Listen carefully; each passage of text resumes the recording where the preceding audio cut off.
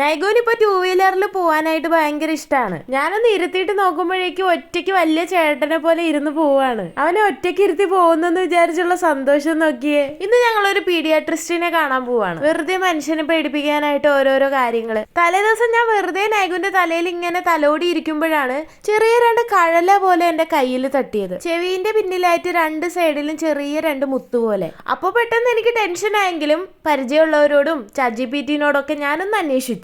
അപ്പൊ മനസ്സിലായി അത് വലിയ കുഴപ്പമുള്ള കാര്യമല്ല എന്ന്. എന്നാലും എന്റെ മോന്റെ കാര്യത്തിൽ എനിക്കൊരു റിസ്ക് എടുക്കാൻ പറ്റില്ലല്ലോ. അങ്ങനെ ഏതായാലും ഡോക്ടറെ കാണിക്കാന്ന് വിചാരിച്ച് വന്നതാ. ഇവിടെ ഡോക്ടറെ വെയിറ്റ് ചെയ്യുന്ന സമയത്ത് ചേച്ചിമാരും ചേട്ടന്മാരൊക്കെ നടക്കണ കണ്ടിട്ട് അവനും ഇറങ്ങി നടക്കണം. അതിന് നമ്മൾ നടക്കാൻ പഠിച്ചിട്ടില്ലല്ലോ. ഡോക്ടറെ കണ്ടിറങ്ങിയപ്പോഴാണ് സമാധാനമായത്. അത് കുഴപ്പമൊന്നും ഉള്ളതല്ല, സാധാരണ കുട്ടികൾക്ക് വരാറുള്ളതാണെന്ന്. ചില കുട്ടികൾക്ക് അത് തനിയെ പോവും, ചിലവർക്ക് പോകില്ല. ഏതായാലും കുറച്ച് വൈറ്റമിൻ സിറപ്പൊക്കെ തന്നിട്ടുണ്ട്. ഞങ്ങളിത് അവക്കാഡോ ഷേക്ക് കുടിക്കായിരുന്നേ. അപ്പൊ നൈഗുൻ ഒരു സ്പൂണ് വാങ്ങി കൊടുക്കാന്ന് വിചാരിച്ചപ്പോ പറ്റത്തില്ല. ഞങ്ങൾ സ്ട്രോയിൽ കുടിക്കുന്ന കാരണം അവന് സ്ട്രോയിൽ തന്നെ കുടിക്കണം. അത് കഴിഞ്ഞ് ഞങ്ങൾ തിരിച്ച് വീട്ടിലേക്ക് പോകുന്ന വഴി പാലത്തിന്റെ അവിടെ ഫ്രണ്ട്സ് ഒക്കെ മീൻ പിടിക്കുന്നുണ്ടായിരുന്നേ. അങ്ങനെ പിന്നെ ഞങ്ങളും അവിടെ ഇറങ്ങി കുറച്ച് സമയം ചൂണ്ടൊക്കെ ഇട്ടു. ചെറിയ ചെറിയ മീനൊക്കെ കിട്ടിയായിരുന്നേ.